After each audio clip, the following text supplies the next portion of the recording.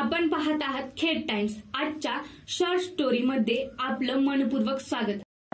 आजची गोष्ट आहे एका 65 वर्षाच्या आजोबांची, ज्यांनी आपल्या घराच्या मागे स्वतःच्या शेतात तब्बल 14 लाखांचं गांजाचं पीक उभं केलं। काय झालं नेमकं, चला पाहूया।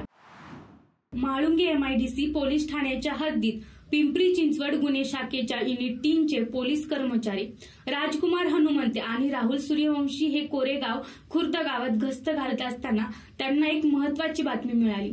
गावातल्या एका शेतात गांजाचं पीक उगम पावते। पोलिसांनी शासकीय नियमांची पूर्तता करून तात्काळ त्या शेतावर धाड टाकली। शेतकऱ्याचं नाव होतं बाळू बबन गाळव, वय 65, राहणार कोरेगाव खुर्द, तालुका खेड। तपासादरम्यान पोलिसांना त्या शेतात 5 ते 10 फूट उंचीची 40 गांजाची झाडे आढळून आली। झाडाचं एकूण वजन होतं 28 किलो आणि त्यासोबत 25 ग्रॅम गांजाही हस्तगत झाला।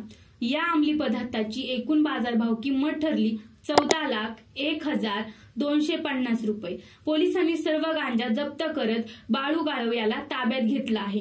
गांजा पिकवणं आणि त्याचा साठा करणं कायद्याने गुन्हा आहे। अशा गुन्ह्यांचे प्रमाण वाढत असताना पोलीस यंत्रणा जागरूकपणे काम करताना दिसते आहे, परंतु डिजिटल युगात ही लढाई अजून कठीण बनते आहे।